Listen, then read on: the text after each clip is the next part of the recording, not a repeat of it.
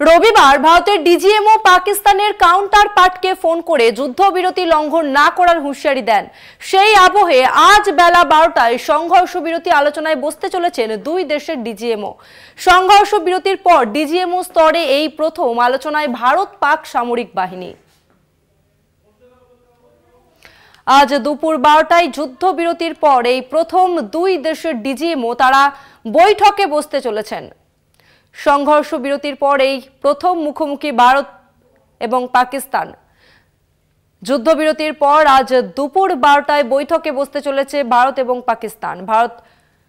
ভারত এবং পাকিস্তানের ডিজিএমও তারা আজ মুখোমুখি বৈঠকে বসতে চলেছেন যুদ্ধবিরতির পর। নিউজরুম থেকে রয়েছে আমাদের প্রতিনিধি শুভঙ্করের সঙ্গে কথা বলবো। শুভঙ্কর, আমরা যেটা দেখলাম যে টানা 4 দিন ধরে যুদ্ধ এবং যুদ্ধবিরতির পর আজকে প্রথমবার মুখোমুখি বৈঠকে বসতে চলেছে ভারত এবং পাকিস্তান। আজকের যে বৈঠক তা অত্যন্ত গুরুত্বপূর্ণ। গোটা দেশবাসী আজকের বৈঠকের দিকে তাকিয়ে রয়েছে। তবে আজকের বৈঠকে কোন কোন শর্ত রাখতে পারে ভারত বা পাকিস্তান, শুভঙ্কর, কি জানা যাচ্ছে?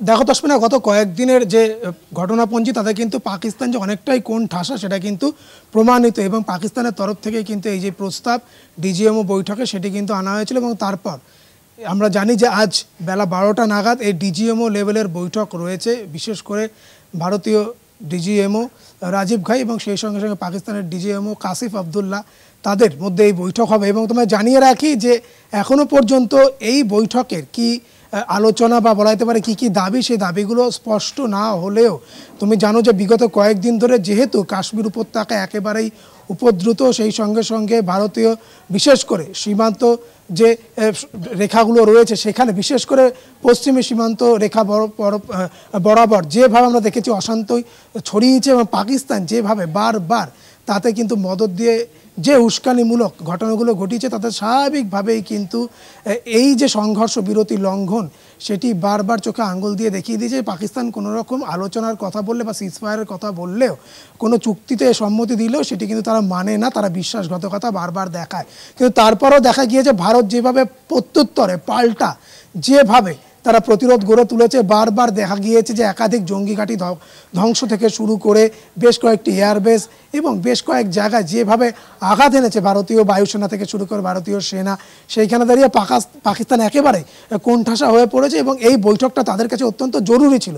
তবে ভারতের তরফ থেকে বৈঠকে কী কী দাবি থাকতে পারে সেইগুলো নিয়ে এখনো পর্যন্ত খোলসা করে বলা না হলেও পাকিস্তানের তরফ থেকে কিন্তু একটা ইঙ্গিত আমরা দেখতে পেয়েছি বা শুনতে পারছি বা জানতে পারছি। তোমাকে একটু বিরত করব আমি এই জায়গাতে, তবে আরো একবার জানিয়ে রাখবো, রবিবার ভারতের ডিজিএমও পাকিস্তানের কাউন্টার পার্টকে ফোন করে যুদ্ধবিরতি লঙ্ঘন না করার হুঁশিয়ারি দেন। এবং সেই আবহে আজ বেলা 12টায় সংঘর্ষ বিরতি আলোচনায় বসতে চলেছেন দুই দেশের ডিজিএমও।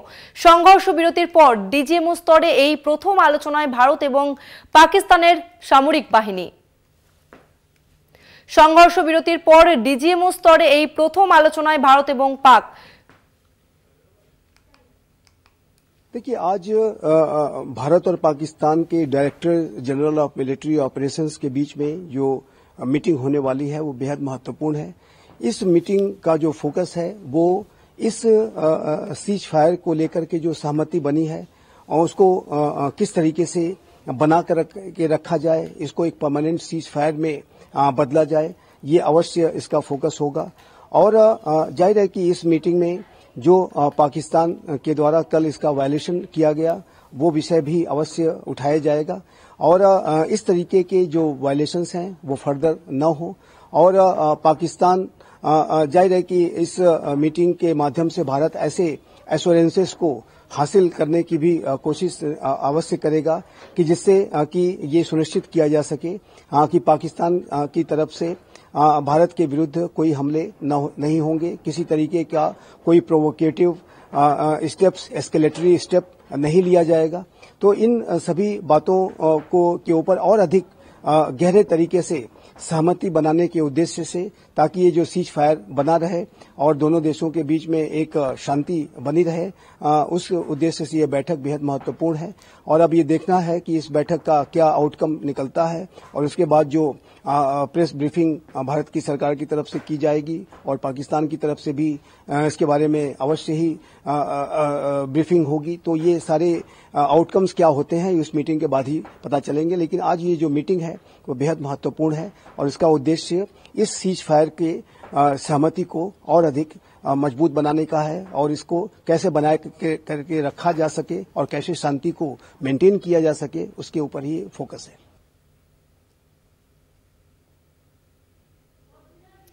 ডিজিএমও স্তরের আলোচনা নিয়ে দিলীপ ঘোষ তিনি কি বলেছেন শোনাবো আপনাদের। লঙ্ঘন করে এটা নতুন কিছু না, যখন থেকে তার সঙ্গে চুক্তি হয়েছে সে সিমলা চুক্তি থেকে আরম্ভ করে চিরদিনই উল্লঙ্ঘন করেছে আর করবো, সেজন্য ওকে বিশ্বাস করা ঠিক নয়। ভারতও যথেষ্ট যোগ্যতার সঙ্গে তার উত্তর দিয়েছে। যেই তুর্কির ড্রোন ইউজ করে ইউক্রেন রাশিয়াকে কাঁপিয়ে দিয়েছিল, সেই ড্রোনকে আমাদের সেনারা সীমার উপরেই ধ্বংস করেছে, ফিরে যেতে বাধ্য হয়েছে। তো এটা আমরা করতে পারি, দেখিয়ে দিয়েছি। তো সেই জন্য যে পরিস্থিতিতে যুদ্ধ হয়েছে আর যেভাবে যুদ্ধ বন্ধ হয়েছে, দুটো নিয়ে বহু লোকের মধ্যে নানা রকম প্রশ্ন আছে। সরকার এটা নিশ্চয়ই ক্লারিফিকেশন দেবে এবং পরবর্তী কি পদক্ষেপ হবে, কিভাবে এগোনো উচিত বা পাকিস্তানকে কতটা বিশ্বাস করা উচিত, সে ব্যাপারে নিশ্চয়ই চিন্তাভাবনা করেছেন যারা এক্সপার্ট, আর তার উপরে দাঁড়িয়ে নিশ্চয়ই কথাবার্তা হবে। আবারও কথা বলবো শুভঙ্করের সঙ্গে। শুভঙ্কর, যেমনটা তুমি বলছিলে বেঈমান পাকিস্তান, বিশ্বাসঘাতক পাকিস্তান, তাদের বিশ্বাস করা যায় না, কারণ কি আমরা দেখেছি যে যুদ্ধবিরতির পরও তারা যুদ্ধবিরতি লঙ্ঘন করেছে। তবে আজকের যে বৈঠক তা অত্যন্ত তাৎপর্যপূর্ণ। আজকের বৈঠকের পর জানা যাবে যে ভারত এবং পাকিস্তান কোন দিকে এগোবে। শুভঙ্কর। একেবারে তসমিনা, দেখো যেভাবে সংঘর্ষ বিরতি বারবার পাকিস্তানের তরফে লঙ্ঘন হয়েছে তা কিন্তু একেবারে চোখে আঙ্গুল দিয়ে দেখিয়ে দিয়েছে যে পাকিস্তানের কাছে এই ধরনের কোনো রকমভাবে কোনো সহাবস্থান কোনো কার্যকর ভূমিকা রাখে না, কেননা তারা বারবার পিঠে ছুরা মারতে এক্সপার্ট এবং সেইখানে দাঁড়িয়ে স্বাভাবিকভাবেই কিন্তু দেখা গিয়েছে কিভাবে সীমান্তবর্তী এলাকাগুলোতে বিশেষ করে আমরা দেখতে পেয়েছি যে শ্রীনগর, জম্মু কাশ্মীর সহ বিস্তীর্ণ জায়গা, গুজরাট, সেই সঙ্গে সঙ্গে রাজস্থানের জয়সালমের, কচ্ছ, এই জায়গাগুলোতে কিভাবে একের পর এক সেখানে ড্রোন হামলা, সেখানে মিসাইল হামলা চলেছে। যদিও ভারতের তরফ থেকে একাধিকবার প্রত্যুত্তরে কিন্তু এই যাবতীয় বিষয়গুলোকে কন্ট্রোল করা হয়েছে, ড্যামেজ করা হয়েছে তাদের একাধিক ফোর্সের তরফ থেকে পাঠানো এই ধরনের মিসাইল ড্রোনকে। ফলত সেইখানে দাঁড়িয়ে ভারত কিন্তু জবাবি যে হামলা তাদের কিন্তু দেখিয়ে দিয়েছে যে তারা চুপ করে বসে থাকবে না, থাকেনি।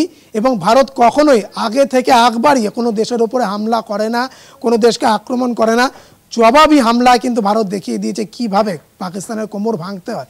এবং সেইখানে দাঁড়িয়ে আজকের যে বৈঠক, এটি পাকিস্তানের কাছে অত্যন্ত গুরুত্বপূর্ণ, কেননা পাকিস্তান, আমি যেটি বারবার বলছিলাম, পাকিস্তান কিন্তু কোণঠাসা এবং সেইখানে দাঁড়িয়ে তাদের কাছে এই ধরনের বৈঠক অত্যন্ত গুরুত্বপূর্ণ বা অত্যন্ত গুরুত্ব রাখে। কেননা এরপরে আমরা দেখতে পেয়েছি যে সেনার তরফে এবং সেই সঙ্গে সঙ্গে ভারতের প্রধানমন্ত্রী তিনিও কিন্তু প্রকট বা প্রচ্ছন্ন, যাই বলো না কেন, হুঁশিয়ারি স্পষ্ট দিয়েছেন যে ওই পার থেকে যদি গুলি চলে এই পার থেকে কিন্তু গোলা চলবে এবং সেইখানে দাঁড়িয়ে কোনোভাবেই ভারতীয় সেনা বসে থাকবে না।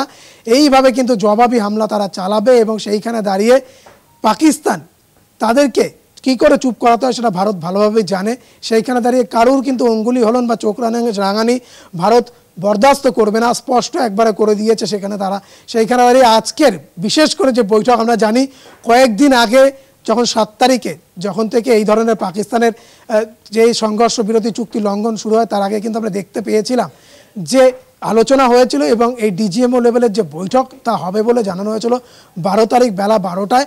আজকের যে বৈঠক, সে বৈঠক অত্যন্ত গুরুত্বপূর্ণ, কেননা সেইখানে দাঁড়িয়ে ভারত কিন্তু আমরা দেখতে পেয়েছিলাম ভারতের তরফ থেকে গতকাল হট মেলে কিভাবে পাকিস্তানের ডিজিএমওকে হুঁশিয়ারি দেওয়া হয়েছে যে যদি এইভাবে পাকিস্তান সিজ ফায়ার ভায়োলেশন করা বন্ধ না করে তাহলে ভারতের তরফ থেকে আরও কড়া পদক্ষেপ গ্রহণ করা হবে।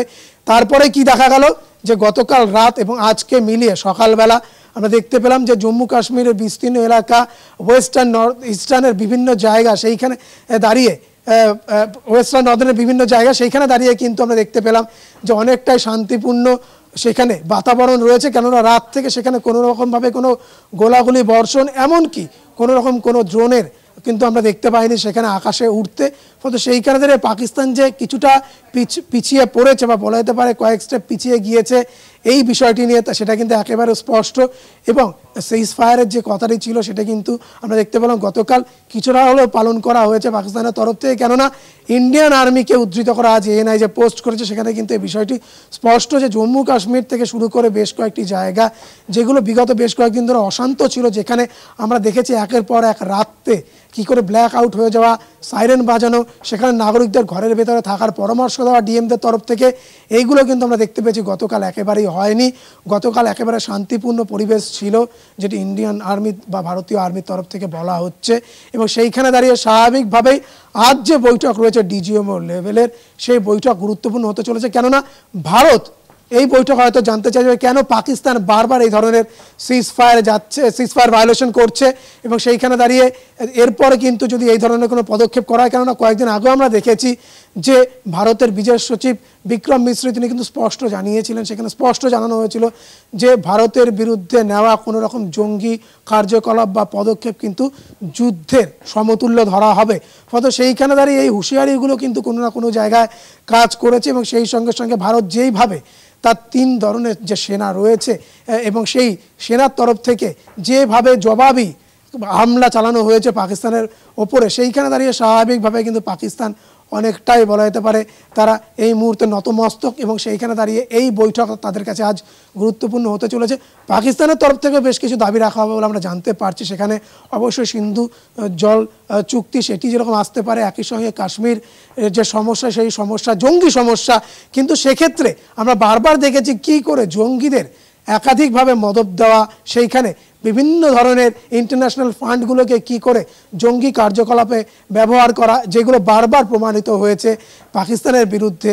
এবং সেইখানে দাঁড়িয়ে স্বাভাবিকভাবে কিন্তু ভারতের তরফ থেকেও এই যে সিজ ফায়ার ভায়োলেশন বা বলা যেতে পারে সংঘর্ষ বিরতি চুক্তি যেটি লঙ্ঘন বারবার করছে পাকিস্তান, যেভাবে ভারতের বিভিন্ন ধর্মীয় স্থান সেখানে দাঁড়িয়ে সাধারণ মানুষের ওপর হামলা চালানো, সেইখানে আমরা দেখেছি যে কীভাবে ওমর আবদুল্লার একজন যিনি অ্যাডমিনিস্ট্রেটিভ পদে রয়েছেন একজন আমলা, তার কি করে মৃত্যু হয়েছে, যিনি বিভিন্নভাবে বিভিন্ন জায়গায় কাশ্মীর বা জম্মুর বিভিন্ন জায়গায় ভিজিট করছিলেন ওমর আবদুল্লার সঙ্গে, পরবর্তীতে তার বাড়িতে গোলাবর্ষণ হয়, তার মৃত্যু হয়। সেইখানে দাঁড়িয়ে এই যে বিষয়গুলো, সেইখানে স্বাভাবিক কারণে অনেক নিরীহ মানুষ তাদের বাড়িতে এইভাবে গুলিবর্ষণ হয়েছে, অল্প বিস্তরতে আহত অনেকেরই প্রাণ গিয়েছে, অনেক জওয়ানের প্রাণ গিয়েছে। ফলত এইটি কখনোই কাম্য নয় বলে, এবং সেইখানে দাঁড়িয়ে স্বাভাবিকভাবেই কিন্তু গতকাল হট মেলে পাকিস্তানের ডিজিএমওকে কড়া হুঁশিয়ারি দেওয়া হয়েছে ভারতের তরফ থেকে।